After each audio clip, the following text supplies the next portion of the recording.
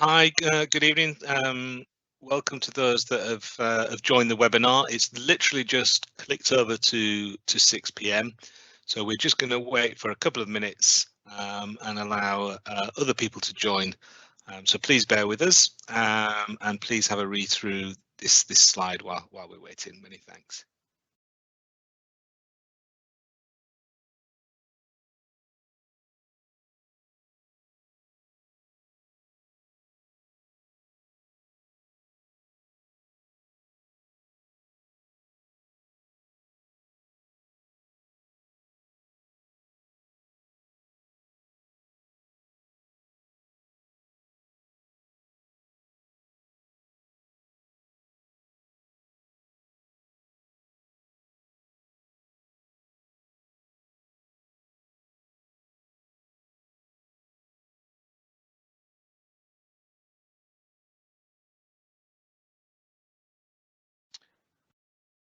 Hi, if you just joined us, thank you for coming. We're just waiting. It's just a minute past 6, and we're just going to wait for another minute or so to see let other people join us, and then we'll kick off. So if you have just joined, please do have a read through the slide here, and then we'll start very shortly. Many thanks.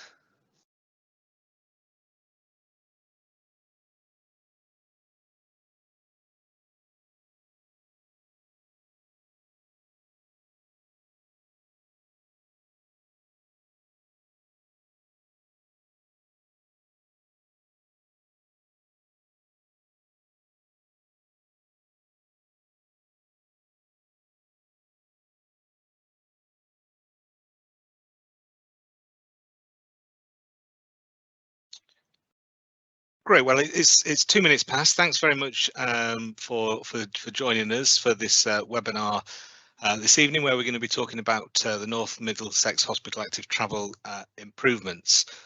So hopefully you've all had a chance to just have a look through this slide in front of you. It just gives you an indication of what we are hoping to achieve tonight and things that we're not.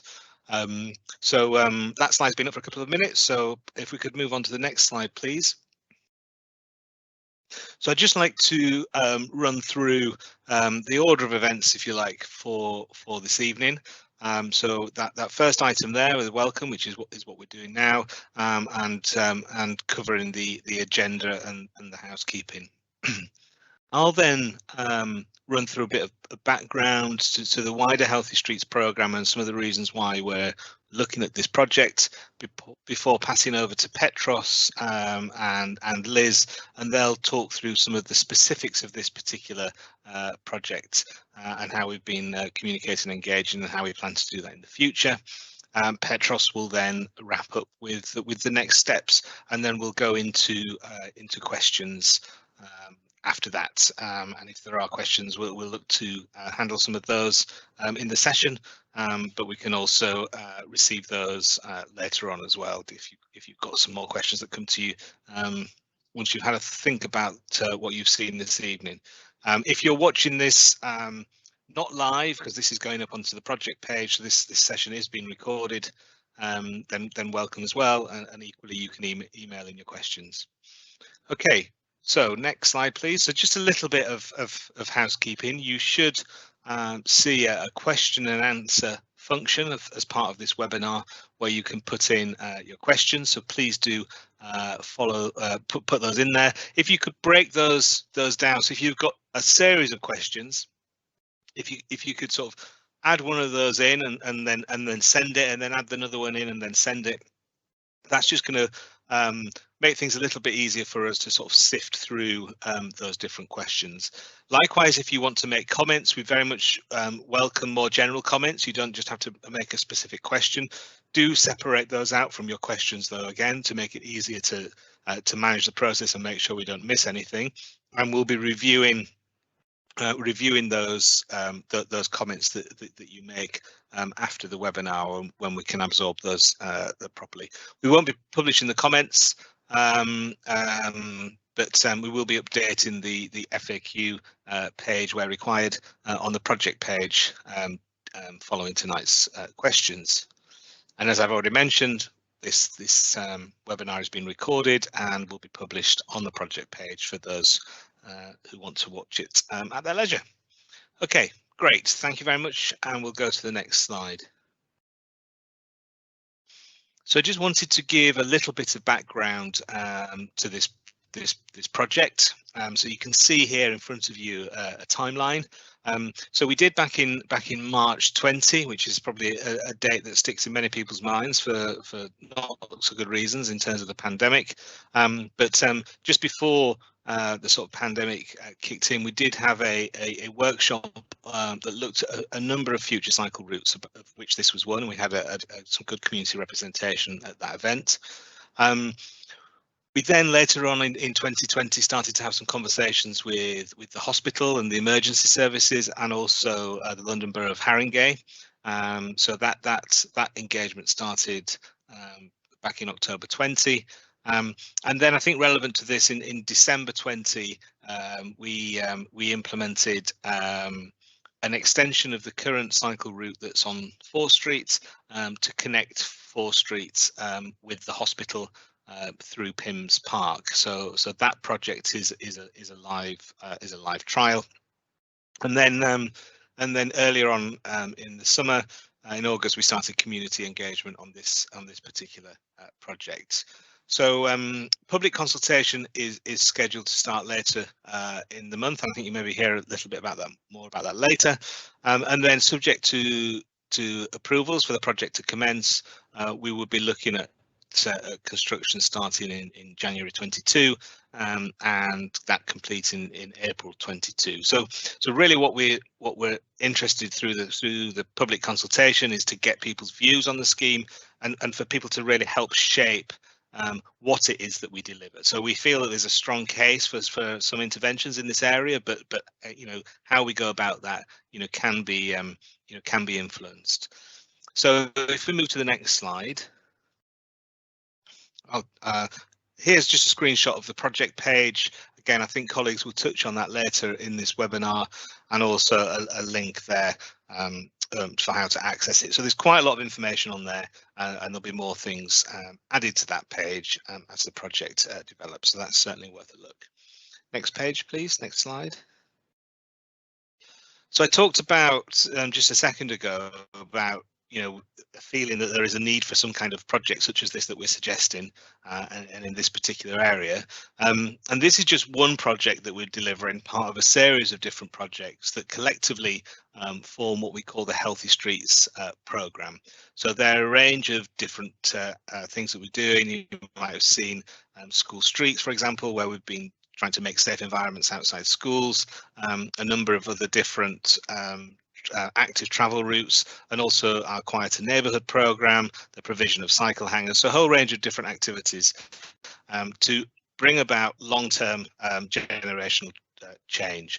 We are in a climate emergency, and transportation does make up a significant amount of the borough's emissions, and so, you know, it's really essential that we take action to try to reduce those emissions and try to give people some alternative ways of travelling around, and that's not just the private motor car.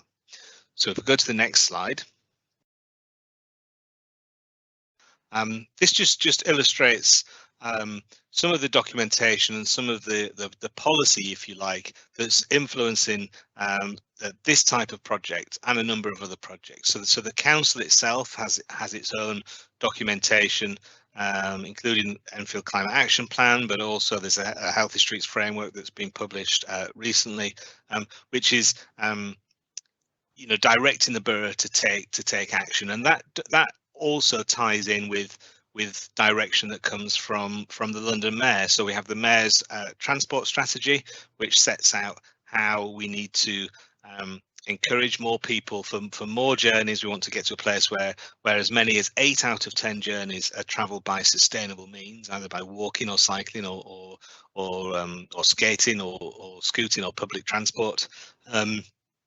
And so that strategy is very clear about the type of things that we should be doing, and the Mayor releases money through Transport for London to enable the borough to take forward these kind of projects.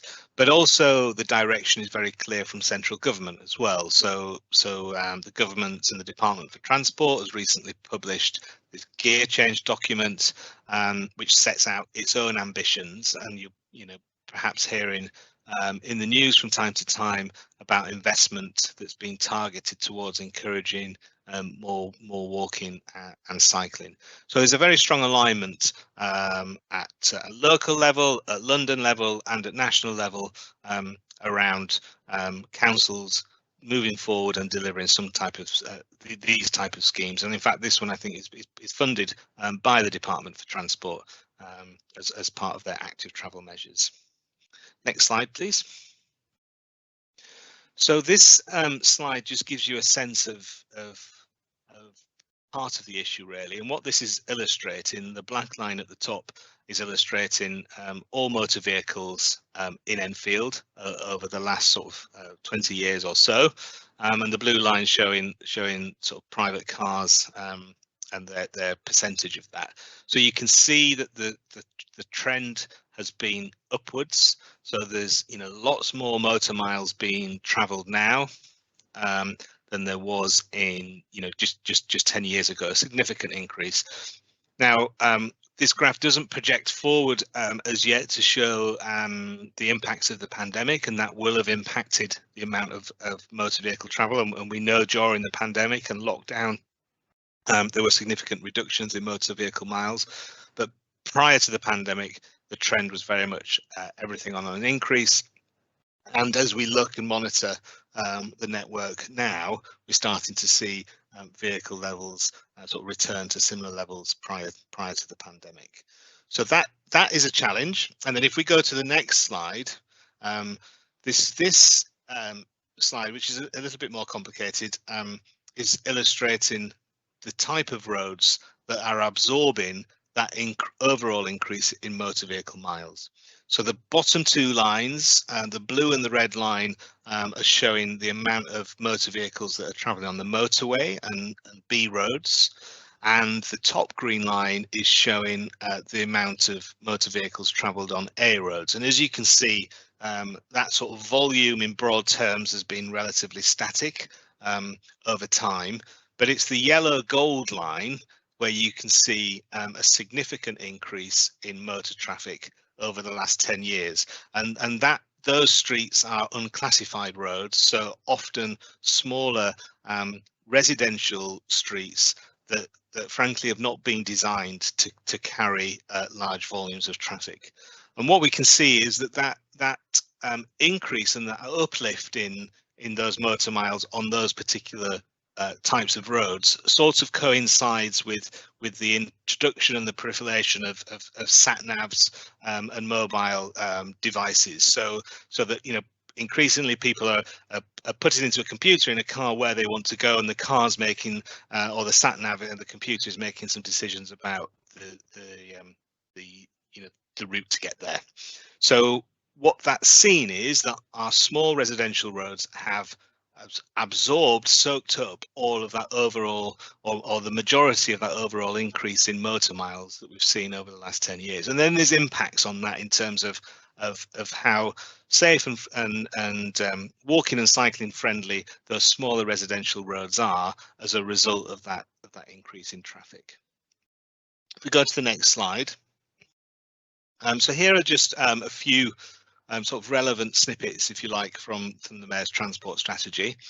So we do feel that there's a lot of journeys every day that could be walked or cycled that are currently taken by car. So there is a significant amount of journeys where people could switch if they felt that the alternative was safe. And that's doesn't mean that everybody could switch for those journeys or would want to switch for all of their journeys. Some people, for mobility reasons, will need to use the car for almost all of their journeys. But for other people, there are some of their journeys where walking and cycling could be an option if the environment was safe. And yeah, that second point there, we've got to create that environment, an environment that in a lot of places is currently very dominated by motor traffic, and in some cases motor traffic that's moving quite quickly. So to make it more appealing, to enable people to make different choices for some of their journeys, we've really got to look at how we allocate space on our streets, how we design our streets, and start to make changes so that they're more friendly, and so that walking and cycling becomes a much more natural choice for those many of those very short journeys that are happening every day. And by more people switching for those types of journeys, it frees up the road capacity and the network capacity for those people for whom that isn't a choice. So if we move to the next slide, this is just showing, and for some of the town centres, our primary town centres in Enfield, how far you can actually walk within 5, 10 and 15 minute minute periods. So those circles around the core of each town centre sort of denote those different time bands, if you like. And then if you add on to that the walking option in the next slide, sorry, the cycling option in the next slide, you know, within 5 or 10 minutes cycle journey, you can now start to cover quite significant areas of the borough in relatively short spaces of time. But again, that's only viable if the environment you know, enables people to make that choice. And if that environment is too hostile, because there's too much fast moving motor traffic and not enough space dedicated to sort of walking and cycling, then people won't be able to make that change. If we go to the next slide, so I've touched on some of these things. I don't intend to go through each of these areas, but these are all the various components, if you like, of the Healthy Streets programme. And what we're looking to do is knit all those together so that when we start to be able to implement all of these type of initiatives over time, we can generate the change that we've been talking about, this change of redesigning our streets and encouraging more walking and cycling. And that will take some time, and as we touched on right at the beginning, it's a real sort of longer term generational type program that we're working on. If we go to the next slide, this just gives you a little bit more insight into perhaps what we mean when we talk about a healthy street. So these are the healthy street indicators that originate from the Mayor's transport strategy. Again, don't intend to sort of talk through each one, but just to pick a few out, you know, places that are easy to cross, where people feel safe, people choose to walk and cycle, places to stop and rest. You can see how if you can bring all these elements together, we can start to create, you know, people-friendlier streets, and we are actually able to sort of score some of these indicators, as we call them, to be able to determine how healthy a sort of street or a place is, and then think about what type of things that we need to do to help improve that overall score. Next slide. Okay, so I'll hand over to Petros, and just a quick reminder to, if you've got any questions or any comments, to pop those in the chat. But thanks, over to Petros. Thank you, Richard. I am Petros Ximerakis. I'm a project manager in the Healthy Streets team. And just to pick up from Richard and sort of expand on what the North Middlesex Hospital Active Travel Improvements project is all about. So it's an active travel route that's along Bull Lane, and it's between the underpass from the North Circular, the one that comes out on Bull Lane, and it extends all the way to the boundary with Haringey. What it does is it's a continuation really of the trial we did recently, which was this extension, the previous extension from 4th Street to that underpass, and will provide the future connection with Cycle Superhighway 1, which is in Haringey. It is funded by Department for Transport through Transport for London, and what it really does is it's a key strategic route that links Enfield pretty much from the start of Cycleway 1 all the way through Cycle Superhighway 1 and then to Liverpool Street. So in terms of the proposals, you may have seen this map already. So to start from sort of within the blue square at the top, this is the route we implemented in December. This connected the previous investment we had done on 4th Street, and it connected that point through Pim's Park, as Richard mentioned, and all the way to the underpass at Bull Lane. Now, what we are doing now is what we are proposing is for the north section of Bull Lane, so basically from the underpass all the way to the junction with Wilbury Way and Bridport Road, we are proposing a two-way cycle track. It will be segregated cycle track, and also as part of that, we are creating new zebra crossings. Now, one will be on Bull Lane and it will connect to the hospital, and there will be another one at Wilbury Way, and both of these crossings will be for people walking and people cycling.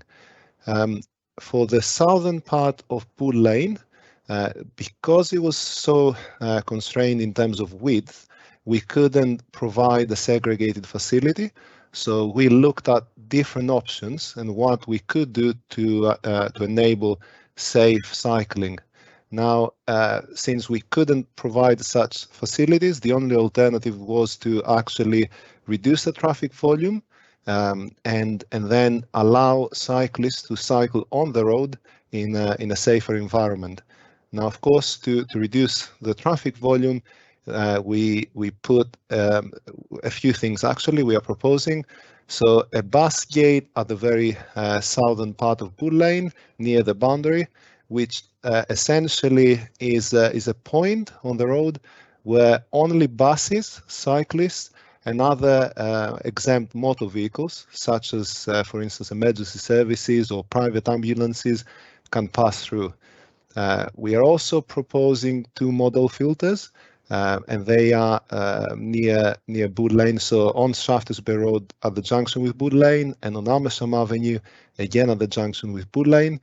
And what these model filters are road closures essentially for motor vehicles, but they continue to enable people to walk and cycle through those closure points.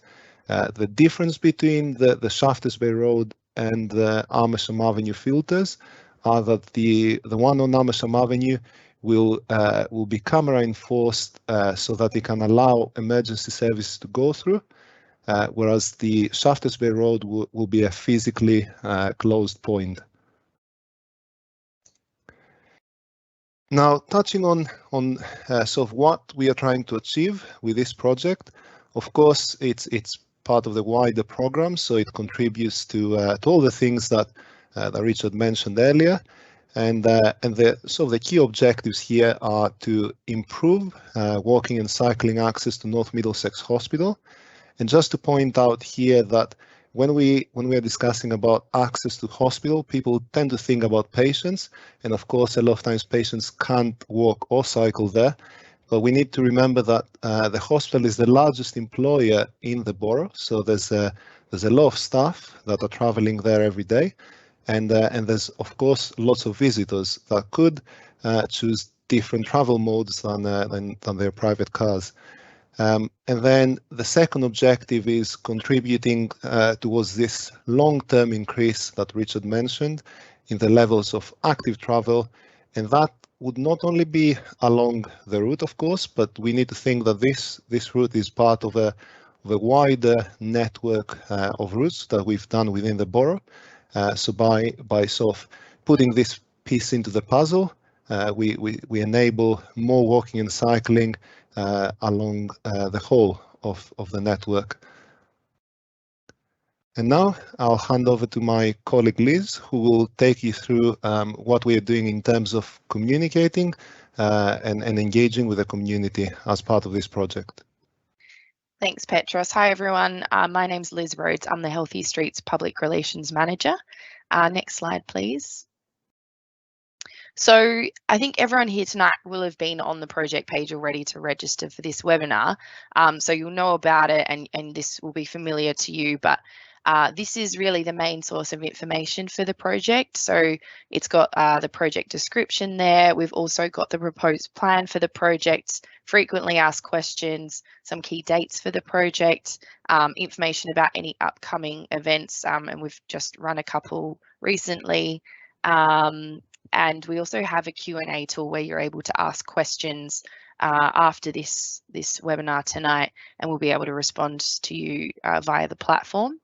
This will also be the page where the statutory consultation is hosted. So that will be a survey on the page. The notices of the traffic orders will also be published in the document library on the page, and we'll continue to post project updates as well throughout the life of the project. Next slide, please. So Richard's covered a few of these already in an earlier slide, but these are some of the activities that we've carried out for the project already since March 2020. So as he mentioned, we did host a stakeholder workshop with a number of representatives from local community groups and resident groups. That was in March 2020. And this route was one of those discussions held at that workshop. We've also been engaging with the hospital, emergency services, the London Borough of Haringey, as well as other stakeholders, and we have received a letter of support for this project from the CEO of the hospital, which has been great, and we continue to work closely with them and engage them as plans develop. We've held councillor and local MP briefings. We have the project page, as I mentioned, and we've also sent out a couple of letters to residents, businesses and other organisations and stakeholders. So you will have received that with information about tonight's webinar. We'll also be sending another one shortly later this month about the upcoming consultation. We've been posting some information on the council's social media pages. So that's Facebook and Twitter. There's an information board at North Middlesex Hospital.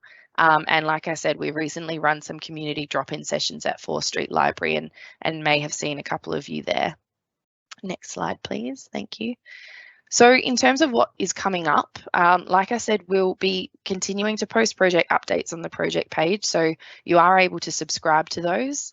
We'll be publishing the draft traffic order and providing a letter to residents and local businesses, stakeholders about the statutory consultation and how you can take part in that.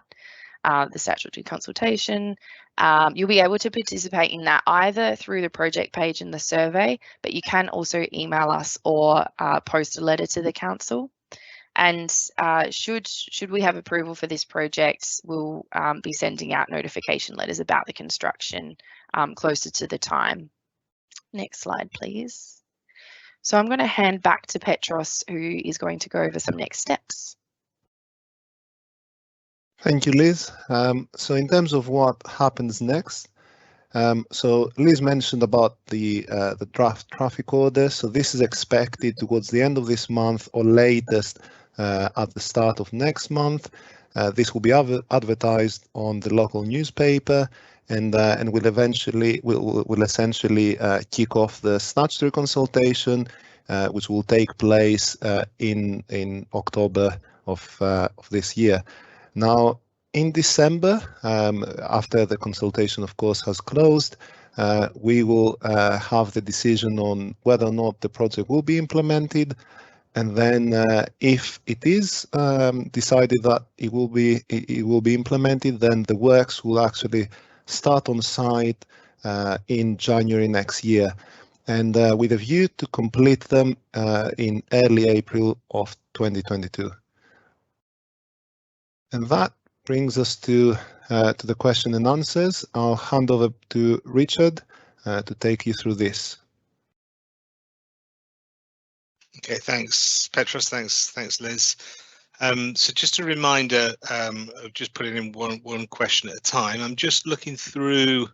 So I don't think we've got any specific questions from those attended so far, but that doesn't mean to say that you can't be putting them in now. So we'll just hang fire for a moment while we allow those who are attending to submit any questions if they wish. As I mentioned, if you're watching, subsequently, then I think You can email questions. I think that's right, isn't it, folks? To healthystreets@enfield.gov.uk. And also I think there's a tool. Sorry, the best thing to do is the tool on the project page. So there's a Q&A tool on the project page. So please do use that. Okay, I can see people here, but I can't see any questions coming through. So hopefully this webinar this evening has helped to provide some context, or something might have just come through. Let me just have a look.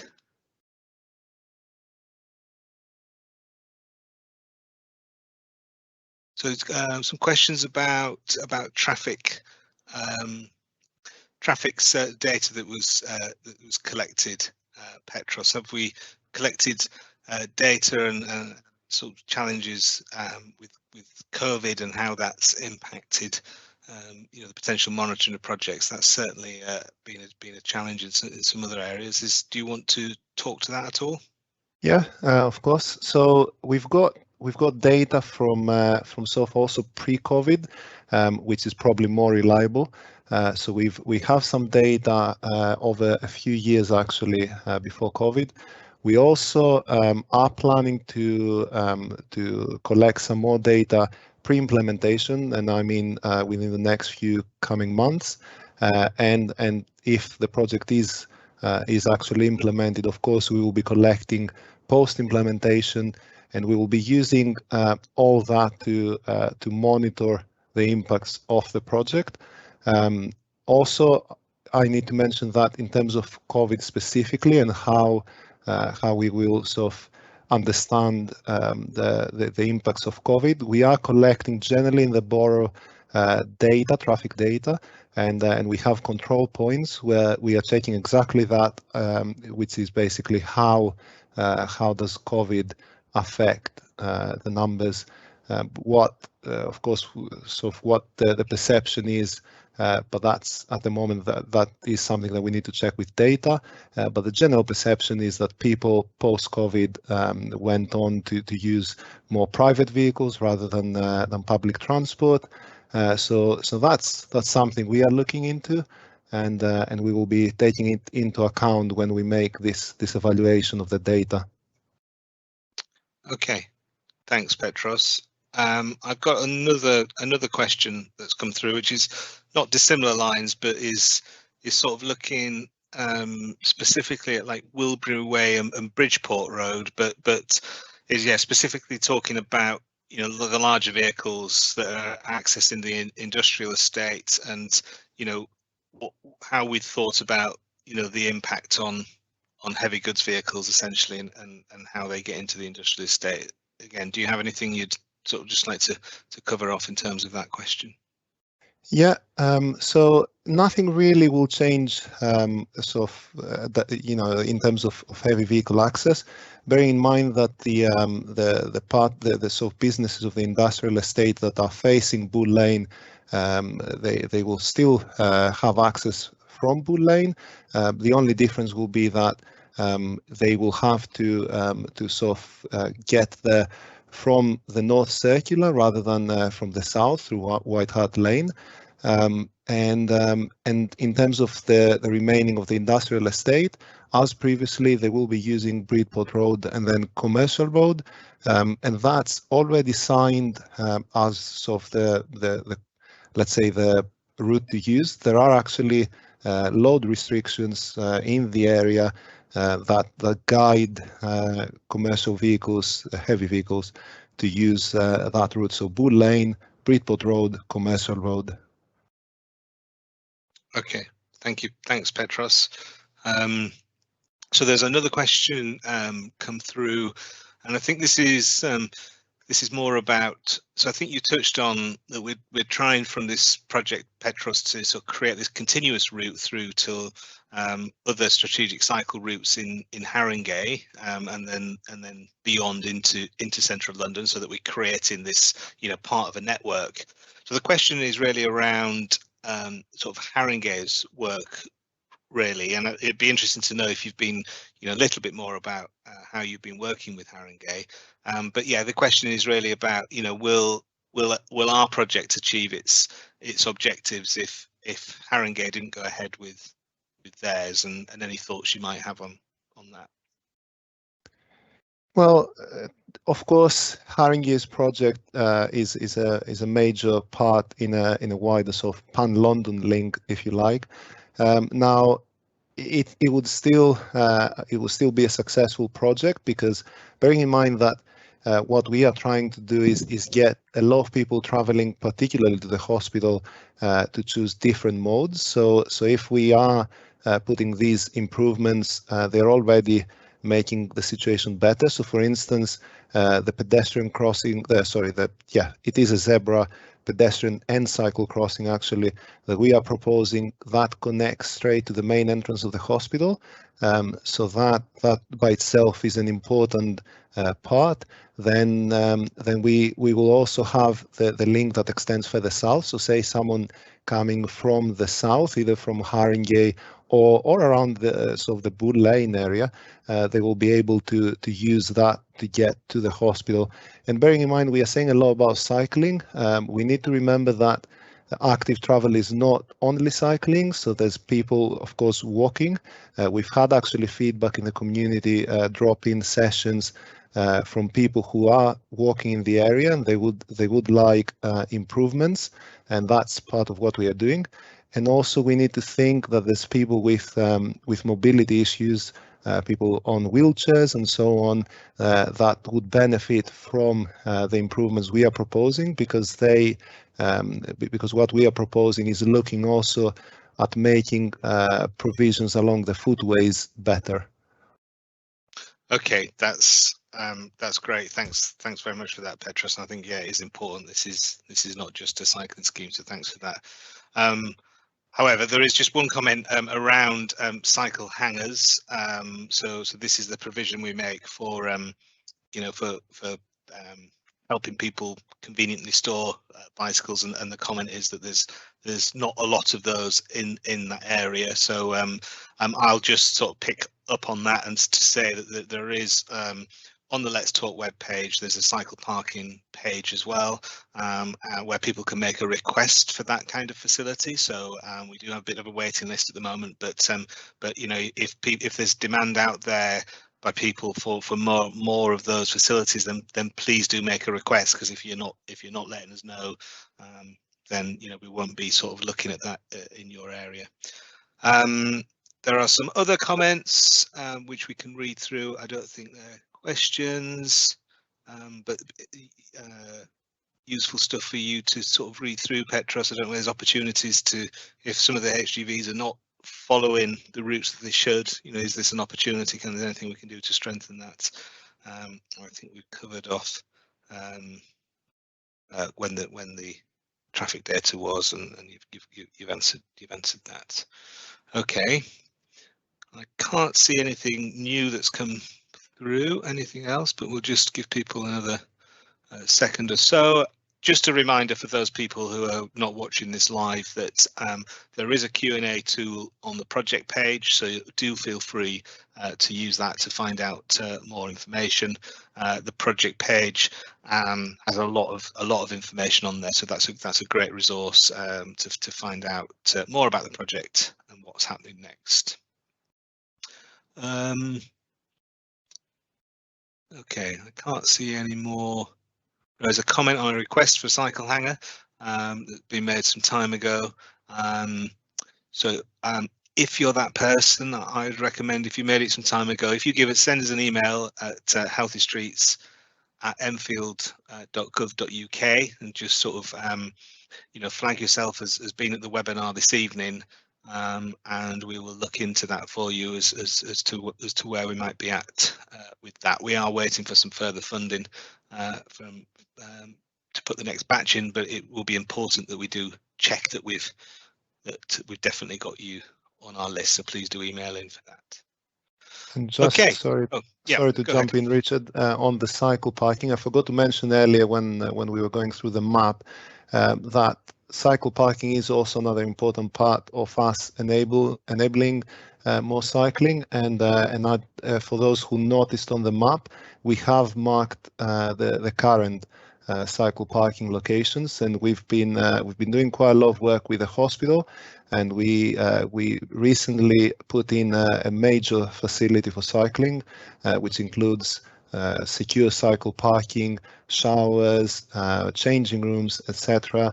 So that's all part of what I was talking about, of encouraging, for instance, staff, which are quite a large group of people, to cycle to work rather than use private vehicles and sort of burden the area as well with vehicle parking, which is a bit of an issue there.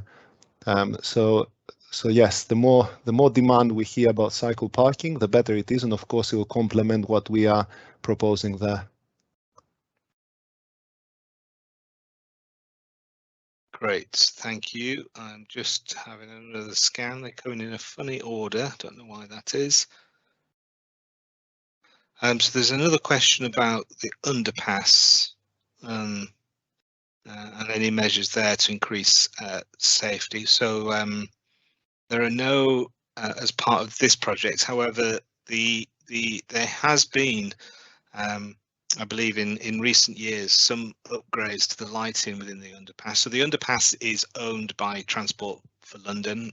It sits under the North Circular, and is in the ownership of Transport for London rather than the borough. So it's not within our gift. We can certainly speak to TfL about it, but we don't make the changes. But we have spoken to them about that in the past, and I believe the lighting has been improved. I think it was, sort of brightened up in terms of paint as well, not too long ago. But if people have got suggestions about anything else that can be done further to improve that, then do let us know. That's a good thing as well to include in the consultation. You don't need to let us know that now, but that would be a good thing to include, and we can speak with our colleagues at Transport for London about what opportunities there might be there as well.